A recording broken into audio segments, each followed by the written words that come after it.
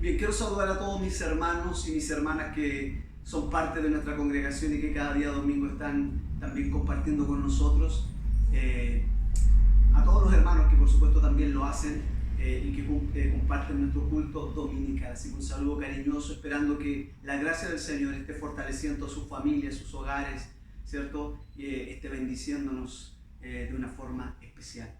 Quiero leer un pasaje de la Escritura que aparece en el libro de Hechos 1:8, un pasaje muy conocido, que dice así: pero recibiréis poder cuando haya venido sobre vosotros el Espíritu Santo, y me seréis testigos en Jerusalén, en toda Judea, en Samaria y hasta lo último de la tierra. Vamos a orar en esta hora. Señor, quiero agradecerte una vez más tu amor, tu misericordia, Señor, que ha sido manifestada sobre mí. Señor, alguien escribió, Señor, estas palabras, Señor, diciendo: te he dado, Señor, multitudes de razones, Señor, para que me dejes de amar, pero tú permaneces ahí, Señor. Y esa es una gran verdad, Señor. A diario, Señor, te ofendemos y tenemos, Señor, y son razones suficientes para que, Señor, nos dejaras de amar, pero tú permaneces, Señor, ahí. Tu amor es incondicional y te doy gracias por eso, Señor. Padre, bendice a cada hermano y a cada hermana, y que esta tu palabra, que la cual hoy día una vez más tú me permites predicar, pueda llegar a los corazones de cada uno de ellos. En el nombre de Jesús. Amén y amén. Vamos a hablar hoy día, hermanos, de la gran comisión, pero en casa. Este es un texto, como dije, muy conocido. Y este versículo, ¿ya?, que a veces es mal interpretado, ¿ya?, porque aquí está la promesa, ¿cierto?, que el Señor le había dado a sus discípulos después de su ascensión: quedaos en Jerusalén hasta que, ¿cierto?, descienda sobre vosotros el Espíritu Santo. Ciertamente era el Espíritu Santo que los podría capacitar, y son las palabras que dice el texto: recibiréis poder, ¿ya?, poder cuando haya venido sobre vosotros el Espíritu Santo, y luego me seréis testigos. Aquí está hablando de poder para testificar, poder para anunciar el Evangelio. Esas son las palabras. Y me seréis testigo, y él usa en Jerusalén. Primero, ¿cierto?, donde ellos vivían, donde ellos habitaban, Jerusalén, y luego hasta lo último de la tierra. En otras palabras, Jesús está hablándole a sus discípulos y entregándoles también la gran comisión de que Él les daría poder para que pudieran testificar la palabra. Y es lo que yo quiero hablar hoy día un poquito, y hablar de esta gran comisión la cual el Señor nos ha entregado, de poder llevar el Evangelio. Pero también quiero decir que a través de esta palabra quiero traer consuelo, ¿ya?, para muchas familias y muchos hogares, padres inconversos, hijos inconversos en diferentes familias. Pero a través de ella también quiero zarandearos, como dice, también se usa esa palabra, o a otros zarandearos. ¿Por qué? Porque antes de ir a Samaria, como lo dice este texto, nosotros debemos evangelizar en Jerusalén. O sea, antes de las naciones, yo primero debo comenzar en mi casa. ¿Qué quiero decir con esto? Que muchas veces nosotros los cristianos tenemos fuera de nuestra casa, somos reconocidos, como lo he dicho algunas veces, pero dentro de nuestro hogar dejamos mucho que desear. Y en mucho está esta pasión de decir: quiero ir a las naciones, quiero evangelizar al mundo, quiero ganar al mundo para Cristo. Pero nos hemos olvidado de nuestro mayor llamado, que es en nuestra casa.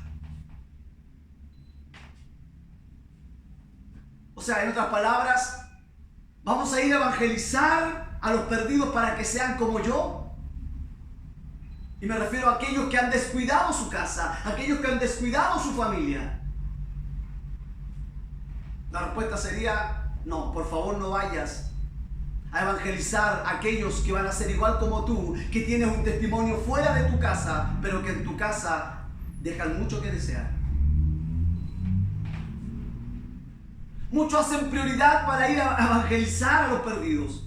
Hacen sacrificios, viajan kilómetros, van por países, ciudades, a través de todo el mundo para llevar el evangelio, pero se han olvidado de la gran comisión en su casa. Quieren alcanzar a los perdidos, pero se han olvidado de los perdidos que están y que duermen en su casa. Quiero decir que la gran comisión comienza en nuestro hogar. Pero a veces estamos tan obsesionados por ir a predicar a los de afuera. Estamos tan obsesionados por, no sé, por viajar o por ir a hablar a los demás. Quiero llevar el evangelio a todo el mundo. Y lo comprendo, lo entiendo. Creo que cada uno de los que hemos sido alcanzados por la gracia del Señor, creo que nuestro fervor ardiente o que nos apasiona es llevar el evangelio a los perdidos. Pero hoy yo quiero hablarte de esa gran comisión, pero en nuestra casa. Y allí es donde comienza. Es allí donde debemos comenzar. No olvidarnos, como dije, de que los perdidos también muchas veces duermen en tu casa, habitan en tu casa. Quiero decir que el hogar es la gran escuela para pastores, para evangelistas, para misioneros, para diáconos. Quiero decirte que nuestra primera responsabilidad está en nuestra casa. Hay muchos que me han dicho, pastor, he traído a mis hijos a la iglesia porque la verdad que yo ya no puedo con ellos. Como queriendo delegar una responsabilidad sobre el pastor de tus hijos. Bueno, quiero decirte que tus hijos son tu responsabilidad. Yo ya tengo 3, a las cuales Dios me ha, como dice la Escritura, dice que herencia de Jehová son los hijos. Y es mi responsabilidad enseñarles a ellas el evangelio. Ahora, no estoy diciendo con eso que nosotros no debemos, hermanos, ayudar. Y de hecho lo vamos a hacer. Vamos a ayudar en esta tarea de llevarles el evangelio. Pero no nos olvidemos de esto, de esta comisión. Y son las palabras claras en el libro de Hechos. Recibiréis poder cuando venga sobre ustedes el Espíritu Santo y me seréis testigos. Los discípulos necesitarían el poder de Dios, el poder del Espíritu Santo, la asistencia del Espíritu Santo para poder testificar con poder, para poder testificar aún hasta la muerte. Y es maravilloso, y no estoy en contra de aquellos que están llevando el evangelio, misioneros, hombres de Dios que llevan el evangelio a lugares donde nadie jamás nos ha podido llegar.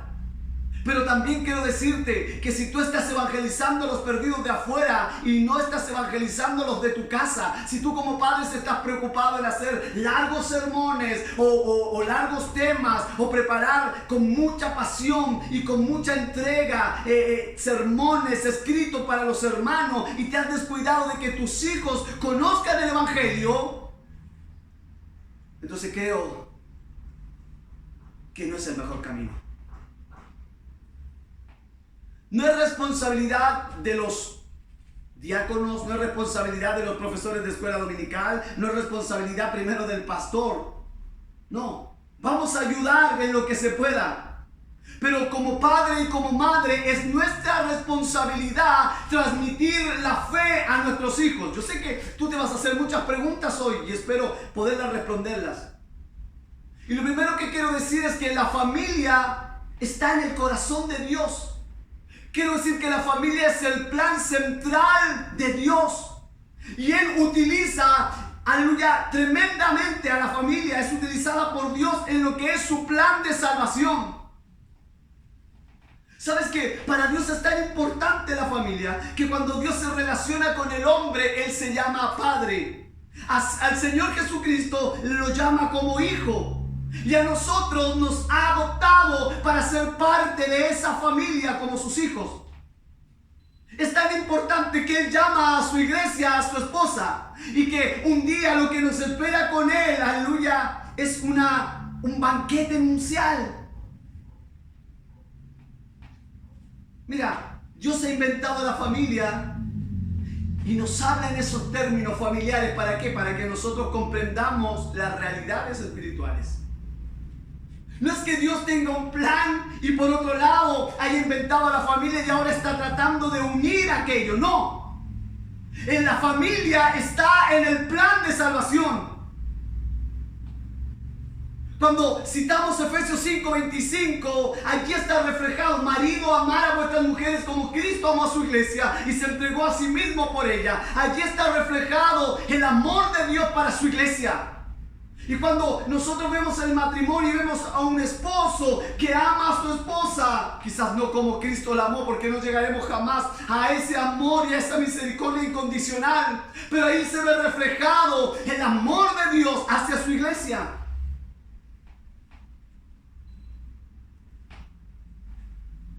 Cuando vemos la relación del padre e hijo, ahí estamos viendo también el amor de Dios.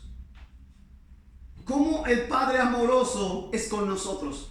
Cómo este Padre glorioso, amoroso, tierno, aleluya, compasivo, justo, santo, soberano es con nosotros. Por eso, la familia es una parábola de constante amor de Dios. Mira, Dios usa la familia en su plan redentor.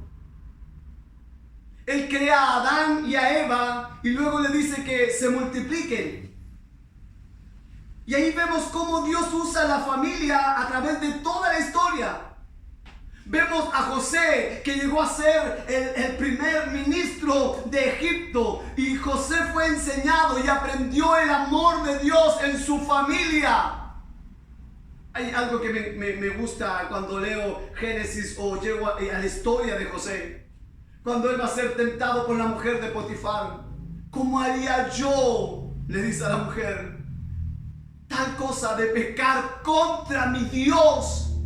¿Sabe dónde aprendió el amor de Dios? ¿Dónde aprendió a amar a Dios? ¿Dónde aprendió, aleluya, que él era amado por Dios? En su casa. ¡Qué tremendo! Es por eso que lo vemos cuando Dios hace grandes maravillas en José. Porque él se guardó a pesar de lo que él vivió, a pesar de que fue vendido por sus hermanos, a pesar de que fue llevado como esclavo, fue acusado falsamente, metido en la cárcel y todo lo que a él le pasó. Pero lo que él había aprendido en su familia, jamás lo había podido olvidar. Otro que aprendió en su casa y en su familia fue Daniel. Y lee su historia, cómo él fue usado en Babilonia. Tremendo. Por eso quiero decir que Dios ha usado la familia a través de toda la historia. Y mira, qué maravilloso, porque cuando Dios envía a Jesucristo a salvar al mundo, Él no lo hace como un hombre ya adulto, como lo hizo con Adán. No, Él hace que Él nazca como un niño dentro de una familia y que tenga un padre novato como José y María. En otras palabras, Dios usa la familia para traer al Mesías, al Redentor, al que nos había de salvar. Por eso yo estoy convencido de que Dios obra poderosamente en nuestras vidas, pero Él lo hace a través de nuestra familia. Y sé que la gracia de Dios es inmensamente a través de nuestra familia. Sé que Dios obra, aleluya, por medio de nuestras familias. Pero mira, hay dos cosas que quiero decir y que son importantes a esta hora. Quizás cuando nosotros hablamos de nuestra familia, de nuestro hogar, de hecho, hay muchos padres que se sienten tristes, como lo dije, porque sus hijos no son convertidos. O hay hijos que se entristecen porque sus padres no lo son. Pero mira, hay dos cosas que quiero decir que son importantes. Quiero decir que hay padres que son de gran ejemplo para sus hijos. pero sus hijos dejan mucho que desear. Como también hay padres que tienen un ejemplo pésimo, pero sus hijos son grandes hombres de Dios. Por eso quiero decir que esto no es algo mecánico. Esto tampoco se trata de que después de escuchar este sermón tú digas ahora todo va a cambiar aquí en la casa. Y ahora se van a hacer las cosas como yo digo. No, eso es legalismo, eso no es el evangelio. La responsabilidad que tenemos como padre es predicar el evangelio a nuestros hijos, enseñarles del amor de Dios. Qué tremendo. Por eso yo quiero hablar de nuestra responsabilidad de enseñar principios a nuestros hijos. Y mira, quiero decir, nosotros no fabricamos cristianos. Pero somos padres que hacemos lo mejor para nuestros hijos. Nosotros no somos una fábrica de cristianos. Tú obligando a tu hijo no se convertirá en un hijo de Dios. No. Solo Dios puede hacerlo. Solo Dios puede cambiar y transformar la vida de tu hijo. Por eso decía, esta es una palabra de consuelo, pero también es una palabra para llamar la atención de cada padre y de cada madre. Tú jamás podrás cambiar el corazón de tu hijo. Quizás puedes tener el peor hijo en este momento y tú dices, pastor, mi hijo es rebelde, mi hijo no quiere oír cuando le hablo del evangelio. Pero escúchame bien, él puede ser el más rebelde, pero Cristo viene, obra y lo transforma para la gloria de su nombre. La gracia soberana de Dios viene y obra de una forma gloriosa. Como también puedes tener un hijo nacido en la iglesia, como ocurre. Puedes tener un hijo rebelde o un hijo que siempre te acompaña y viene a la iglesia y es parte de la iglesia. Pero quiero decir, hermano y hermana, escúchame bien lo que quiero decir hoy. No está en ti, no está en mí salvar a nuestros hijos. Ahora, eso no me da lugar a mí para decir, entonces, ¿qué puedo hacer, pastor? No. Ciertamente no es mío ni tuyo que nuestros hijos sean salvos. Pero ciertamente es nuestra responsabilidad enseñar el evangelio. Y mira lo que voy a decir. Haz tú lo que Dios pide que tú hagas. Enséñales el evangelio. Y dejemos a Dios que haga lo que Él solo puede hacer. ¿Me estás escuchando? Haz tú y yo lo que Dios nos pide que hagamos. Enseñémosles el evangelio. Y dejemos que Dios haga lo que Él solo puede hacer. Y hay un ejemplo muy fácil. Cuando Jesús va a la casa de Marta y María y Lázaro está muerto en la tumba, Jesús se para frente a la tumba de Lázaro y Él le dice a los que estaban con Él, quitad la piedra. No quiero entrar y profundizar en este tema, pero ese pasaje nos muestra que los que estaban allí quitaron la piedra y Jesús resucitó al muerto. Para que tú me entiendas. Haz tú lo que tienes que hacer. Predícale a tus hijos el evangelio. Enséñales el evangelio, pero por sobre todo con tu testimonio, con tu vida.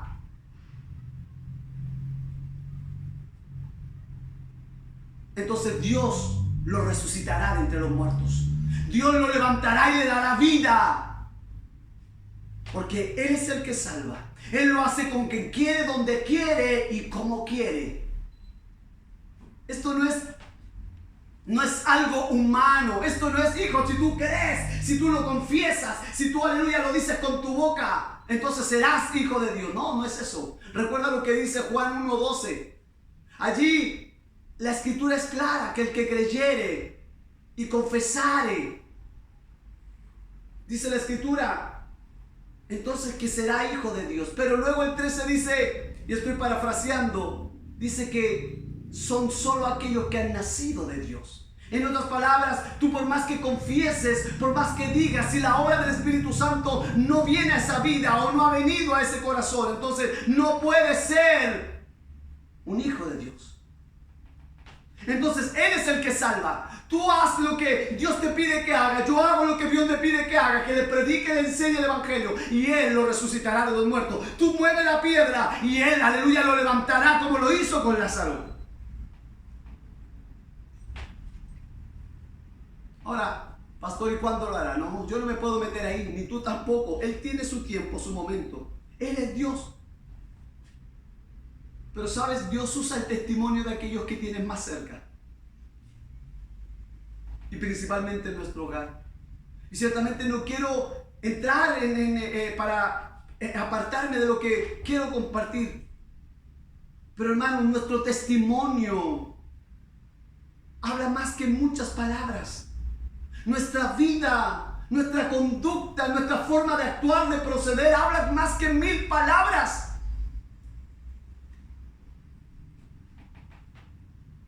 Mira, quiero decir que Dios ha usado poderosamente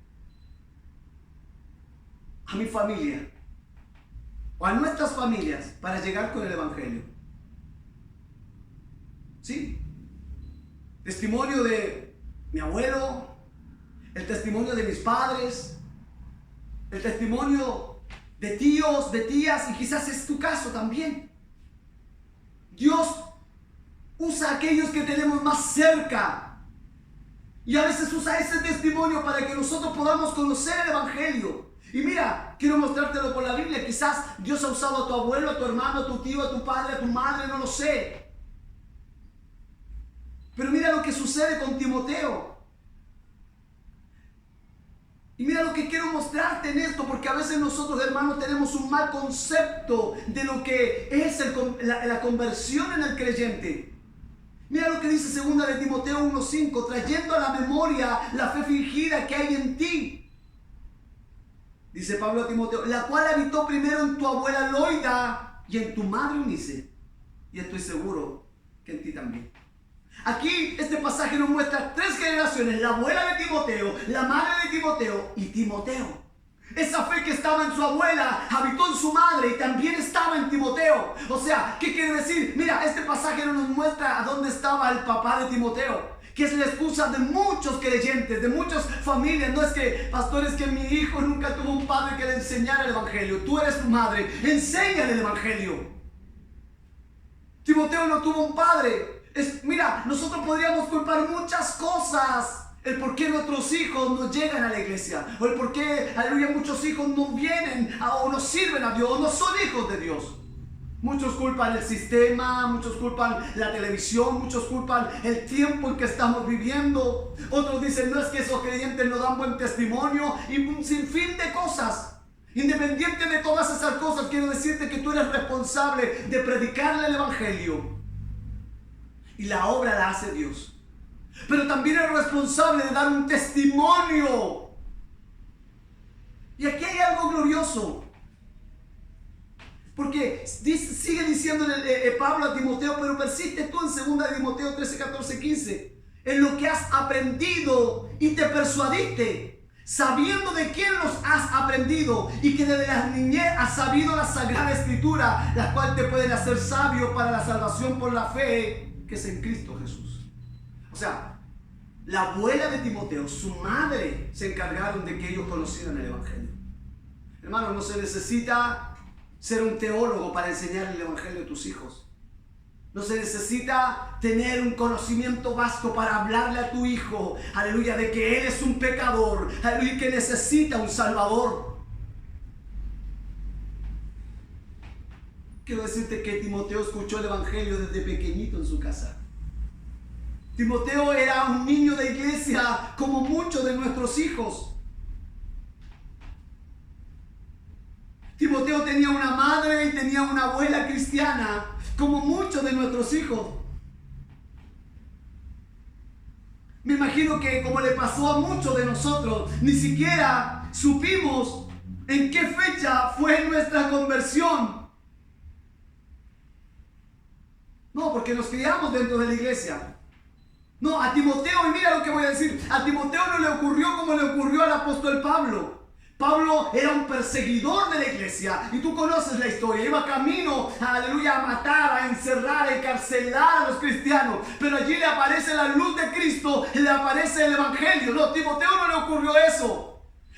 Timoteo no escuchó la voz de Dios como la escuchó Pablo. Aleluya, Timoteo escuchó la voz de su madre hablándole del amor de Cristo. Timoteo escuchó a su abuela, aleluya, hablar del amor de Cristo, que puede ser la excusa para muchos. No le apareció al Señor como le apareció a Pablo, como cuando perseguía a la iglesia. No le sucedió así. No vio un resplandor como lo vio Pablo. La conversión de Timoteo quizás fue progresiva, fue ocurriendo sin darse cuenta. Si hay algo porque a veces nosotros decimos, me gustaría que mi hijo se fuera al mundo porque él ha sido criado en la iglesia. Me gustaría que él se fuera al mundo y viviera todas esas cosas para que entendiera que es un pecador. Mi hermano, puede que tu hijo no necesita irse al mundo, tu hijo no necesita ir a comer, no necesita ir a una posilga, allí como estuvo aquel hijo pródigo. Lo que él necesita entender que es un pecador, al igual que lo era aquel que, en este caso, si lo comparamos a Timoteo con el apóstol Pablo, es un pecador y necesita confesar sus pecados. Nuestros niños al orar deben orar y decir, perdónanos, Señor. Cuando yo oro, mi hija me oye. Cuando tú oras, tus hijos te oyen. ¿Cómo tú oras? ¿Qué es lo primordial? Y siempre lo digo, y perdóname que diga esto. Pero alguien escribía y decía, no digas que estás bendecido porque tienes un auto, porque tienes una casa, porque tienes un buen sueldo. No digas que estás bendecido, maravillosamente bendecido por eso. Di que estás maravillosamente bendecido porque tienes la salvación que Cristo te ha dado allí a través de su muerte en la cruz del Calvario. Nuestros hijos deben saber que aunque no lleven una vida de delincuencia, que aunque no sean grandes drogadictos, grandes alcohólicos, grandes ladrones, ellos son pecadores. Y necesitan, aleluya, a Cristo el Señor, el único, aleluya, y suficiente Salvador. Y esa es mi responsabilidad. Esa es tu responsabilidad. Es que, pastor, a mí me gustaría que mi hijo tuviera una conversión gloriosa, le apareciera un ángel, si viniera un ángel se le revelara, estoy seguro que se convertiría. Qué ingenuos somos a veces, que nos falta conocer las Escrituras. Timoteo no tuvo los pecados de Pablo, pero igual tuvo que confesarlos. Por eso no le prediquemos o no digamos tú tienes que ser como Saulo a nuestros hijos cuando quizás ellos son como Timoteo. No le digamos que ellos tienen que ir al mundo y cometer tremendos pecados para luego volver y confesar sus pecados para que sean perdonados. Y ser cristianos de verdad como muchos creen, no necesitan aquello que he dicho, solo necesitan confesar sus pecados, sean grandes como los de Pablo o sean no vistosos como los de Timoteo. Enseñemos a los más jóvenes la necesidad de confesar nuestros pecados cada día.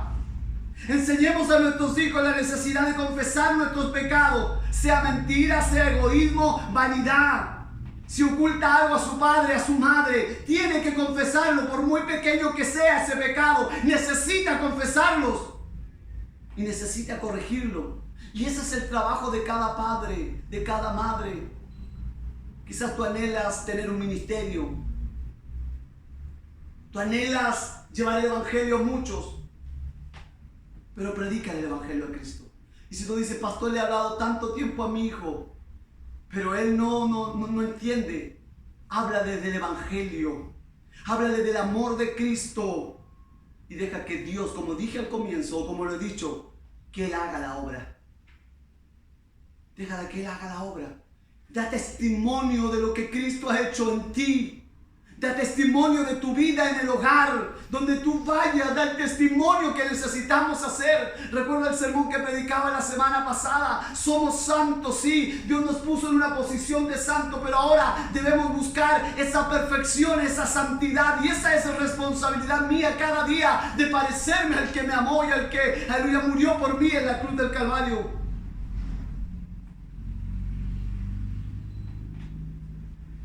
¿Sabe? Cuando nosotros corregimos a nuestros hijos y les enseñamos que ellos deben confesar sus pecados, los hacemos ver ese pecado y los hacemos ver cuán santo es nuestro Dios, lo hacemos ver cuán perfecto es nuestro Dios y que ellos necesitan pedir perdón. Quiero decirte, no seamos, no actuemos como actuó Elí, este padre que era un buen sacerdote, pero era un pésimo papá. ¿Y por qué digo esto? Porque eso pareciera. Hermanos, a veces decimos, él es tan buen pastor, pero sus hijos, y vuelvo a decir lo que decía al comienzo, hay padres que dan un tremendo ejemplo a sus hijos, pero sus hijos dejan mucho que desear. Pero hay padres que dan un pésimo ejemplo a su hijo y sus hijos son unos creyentes, unos verdaderos hijos de Dios. Elí jamás corrigió a sus hijos. Elí jamás, aleluya, los enseñó y los corrigió, porque una cosa es enseñar y otra cosa es disciplinar o corregirlos. Mira lo que voy a decir, ojalá no te suene raro o no lo malinterprete, pero a veces es mejor nuestra ira, que nuestros hijos se encuentren con nuestra ira, que más tarde se encuentren con la ira de Dios.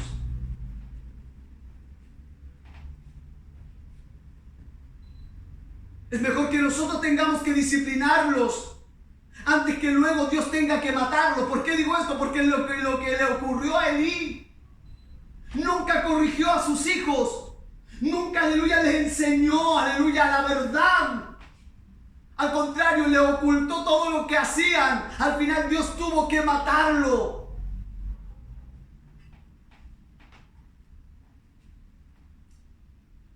Tenemos una comisión y es llevar el evangelio a nuestros hogares. ¿Sabes? No busquemos que nuestros hijos sean felices. Y tampoco estoy diciendo con esto que tienen que ser infelices. Pero no busquemos que nuestros hijos sean felices. Nuestro trabajo es que nuestros hijos sean santos. Que conozcan a Dios, que conozcan el evangelio. Sepan de su necesidad de salvación. Sepan de su necesidad de un Salvador. Sepan y su conciencia, tengan una conciencia de que son pecadores. Eso los hará mirar al cielo y darse cuenta de que necesitan de Cristo. No defiendas a tus hijos. No los justifiques. ¿Me estás escuchando? No los defiendas. Si hay algo, y uno como pastor lo sabe, cualquier líder o pastor sabe, que a la hora que tú te metes con los hijos de los hermanos, te metiste en grave problema. Porque hay padres que justifican a sus hijos, hay padres que los defienden a sus hijos, hay padres que los protegen. Y no digo que no debes hacerlo, estoy hablando que cuando los justifican su pecado, los defienden cuando hacen pecado. Que Dios nos ayude, porque tenemos la responsabilidad de predicarles el evangelio. Hay algunos padres que tienen a sus hijos ahí en una cajita de cristal, haciéndoles creer que están bien lo que están haciendo. ¿Tú crees que esos delincuentes que están en la calle, o esos delincuentes que, aleluya, que hacen tantas fechorías hoy, que son incontrolables, niños de 15, 16, 17 años, ¿tú crees que porque tuvieron un buen ejemplo en su casa? Sé que hay excepciones, como hay hijos que son muy buenos, sus padres son los mafiosos más grandes. Pero es importante, es tu responsabilidad enseñarle. No esperes que tu hijo llegue a una edad adulta creyendo que es un santo y que no necesita a Cristo. Dios usa nuestros hogares de una forma poderosa para la salvación, para la santidad. Mira, Dios prueba o Dios usa a nuestros hijos para probar nuestra paciencia.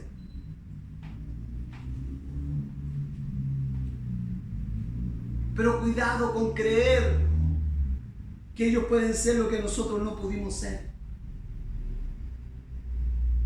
Con creer que ellos pueden hacer lo que yo no pude, mis frustraciones. Y así el padre, no, mi hijo tiene que ser esto porque yo no lo pude ser, no. No le pongamos nombres, aleluya, para que creamos que sean, por ejemplo, ponerle Sansón, para que sea como Sansón, no, para que sea más fuerte.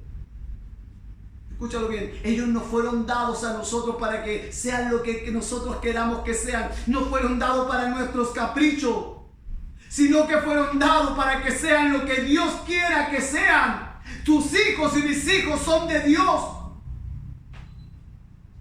Escúchalo bien, no fueron creados para que te den gloria a ti, fueron creados para darle gloria a Dios. Por eso, nuestra preocupación es que ellos sean santos, que ellos cojan la profesión que ellos quieran. Quiero decirte, el cambio, hermanos, viene en nuestras casas. No le exijamos a nuestros hijos lo que nosotros no podemos hacer. Mira lo que dice Deuteronomio capítulo 6, 9, 1. Quiero leer estos pasajes. Estos son los mandamientos y estatutos y decretos que Jehová vuestro Dios mandó que os enseñase, para que los pongáis por obra en la tierra a la cual pasáis vosotros para tomarla, para que temas a Jehová tu Dios, guardando todos sus estatutos y sus mandamientos que yo te mando, tú y tus hijos y el hijo de tu hijo todos los días de tu vida, para que en tus días sean prolongados. Oye pues, oh Israel, y cuida de ponerlos por obra para que te vayas bien en la tierra que fluye leche y miel, y os multipliquen como te ha dicho Jehová, el Dios de tu padre. Oye Israel, Jehová nuestro Dios, Jehová uno es. Amarás a Jehová tu Dios de todo tu corazón y de toda tu alma y con toda tu fuerza. Y estas palabras que yo te mando hoy estarán en tu corazón, las repetirás a tus hijos, hablarás de ellas estando en tu casa, andando por el camino, al acostarte y cuando te levantes, y las atarás como una señal en tu mano, y estarán como frontales entre tus ojos, y las escribirás en los postes de tu casa y en tus puertas. Eso es importante. ¿Por qué? Porque la familia es la base de la sociedad. Dios usa la familia para su plan de redención. Es por eso que hoy la familia tiene tantos ataques. El diablo sabe que es la base. La familia es la base para la iglesia. Por eso, aleluya, es tan atacada la familia. Y Satanás sabe, aleluya, por eso ataca y quiere destruir el plan de Dios. Quiero decir que Dios trazó un plan de salvación. Y ese plan de salvación es a través de una familia. O es con la familia. Si no hay familia, no hay iglesia.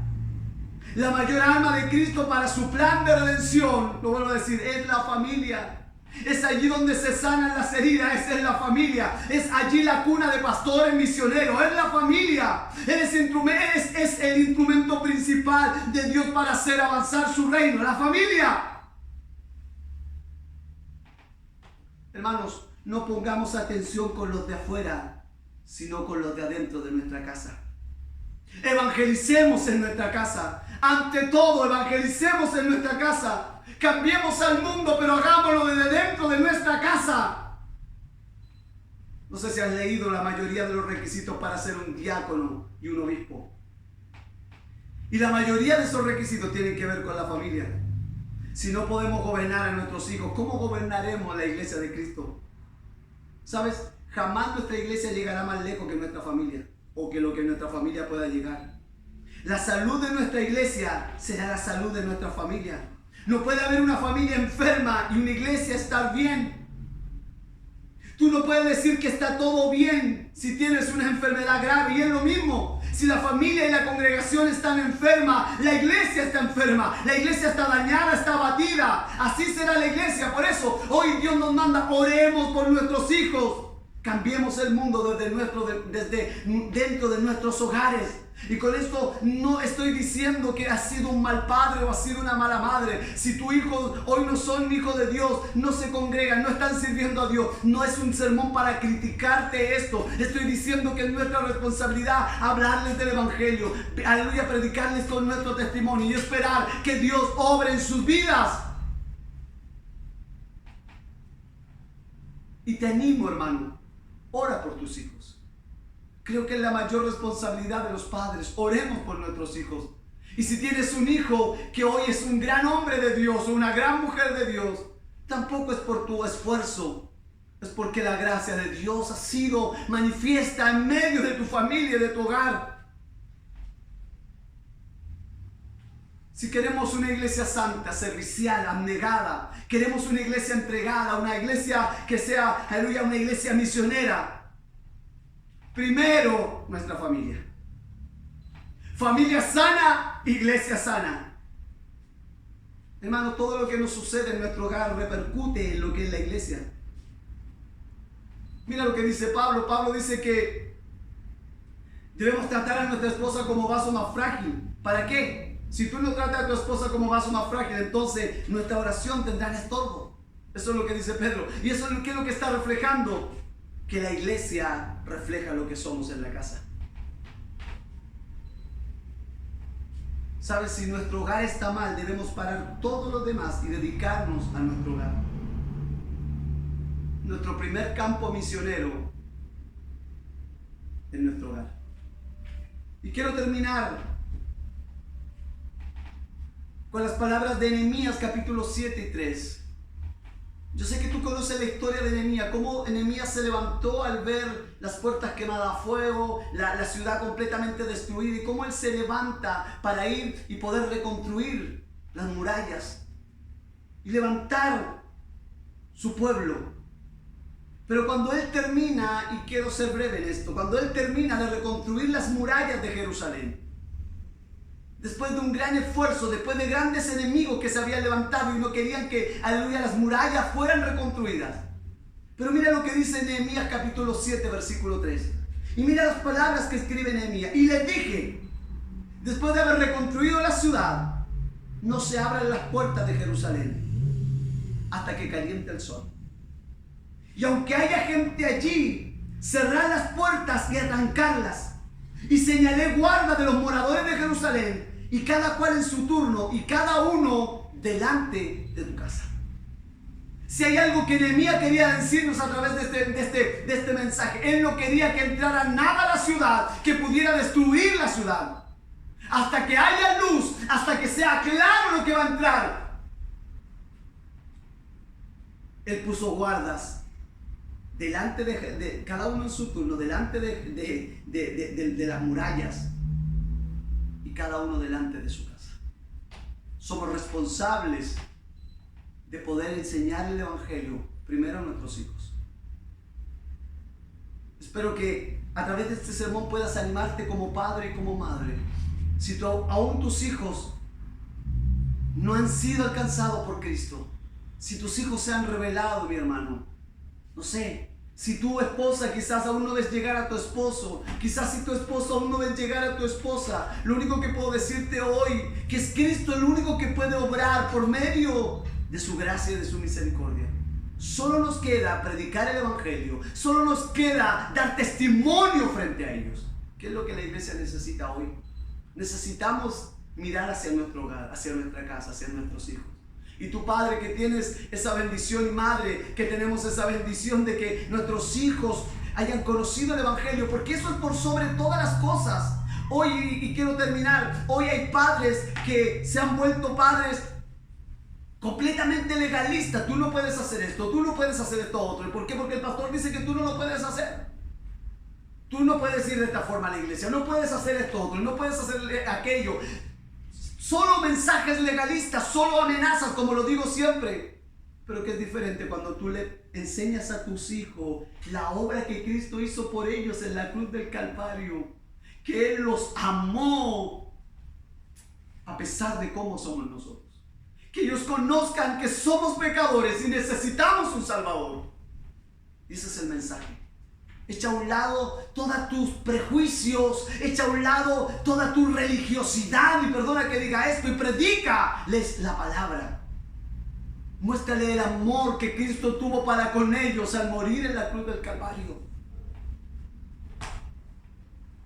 Muchas veces, y lo digo por mí, porque muchas veces nos hemos vuelto padres legalistas, y lo digo por experiencia. Yo era un padre legalista, un esposo legalista, que debían vivir de tal o cual forma para que el pastor no dijera nada a los hermanos. No, tú no puedes hacer eso porque te va a ver el pastor, te va a ver los hermanos. ¿Y qué de Cristo? ¿Qué del Evangelio? Si yo hoy vivo en santidad, y lo he dicho una y otra vez, lo hago en gratitud, Como lo dije la semana pasada, por la misericordia de Dios, os rogamos, hermano, por la misericordia de Dios, que presentéis vuestros cuerpos en sacrificio vivo, lo cual es nuestro culto racional. Aquel que has entendido que ha sido amado por Cristo, entonces vive para Él. Si yo hoy vivo para Dios y me esfuerzo cada día para agradar a Dios, lo hago por agradecimiento a la obra que Él hizo en mí, por salvarme, por amarme, siendo una escoria, siendo, aleluya, un pecador, un vil pecador, y hoy estar sentado en lugares celestiales con Cristo Jesús es algo glorioso. Te animo, padre, te animo, madre, te animo, esposo, te animo, esposa. Ora por tu esposo, ora por tus hijos, enséñales el evangelio. No le enseñes, aleluya, estatuto, no le enseñes reglamento, no le enseñes legalidad, enséñales el evangelio. Y deja que el evangelio, Cristo, obre. Pablo lo dice, que a Dios se le ocurrió salvar al pecador por la locura de la predicación. La palabra es la única que tiene el poder para cambiar las vidas. La palabra de Dios. No hay otro medio, no hay otro método. Es la palabra de Dios. Señor, quiero darte gracias a esta hora por tu gran amor y misericordia y por permitirme, Señor, hablar de este pasaje de la Escritura y llevar a reflexionar a muchos hermanos, hermanas y por supuesto nuestras vidas, Señor. Gracias, bendícenos en el nombre de Jesús. Amén.